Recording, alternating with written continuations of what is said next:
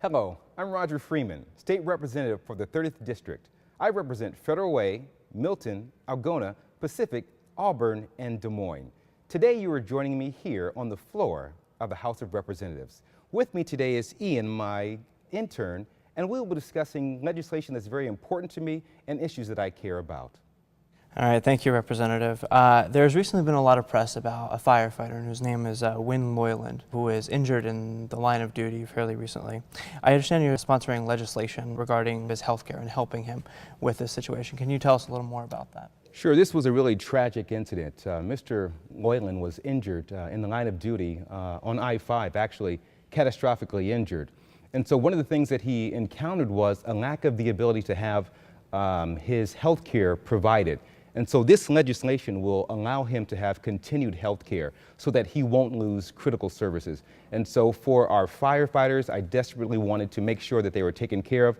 And I, as their advocate, will continue to sponsor our firefighters and our officers who are injured in the line of duty. So I'm correct in getting that it's not just firefighters that this would have? That's correct. It's not just for firefighters. Okay.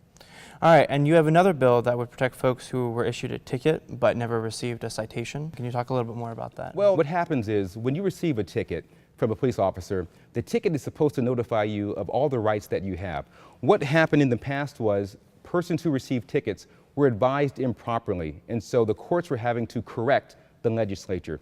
So this bill that came to me will give citizens who have been ticketed the correct information. So now they'll know that the license will not be suspended, but it may be suspended. So we want to make sure that our citizens have the correct information and always have due process of law when they're being cited by our public servants. All right, thank you, Representative, for those answers. Is there anything else that you would like to share with us today? Well, Ian, you know, as a freshman, I was appointed to be the vice chair of the Early Learning and Human Services Committee, and that's a very important committee because we deal with TANF, we deal with a lot of the safety net issues, and being a former Human Services Commissioner for the City of Federal Way, it's very important that I maintain the safety net while we are trying to fund education. So I want to make sure that children still have daycare, they still have ECAP, and they have the services that they need while we are also trying to find money for education. So I want to make sure that our citizens know that we are going to fund education as well as take care of the safety net. Perfect. Thank you very much for your time, sir. My pleasure.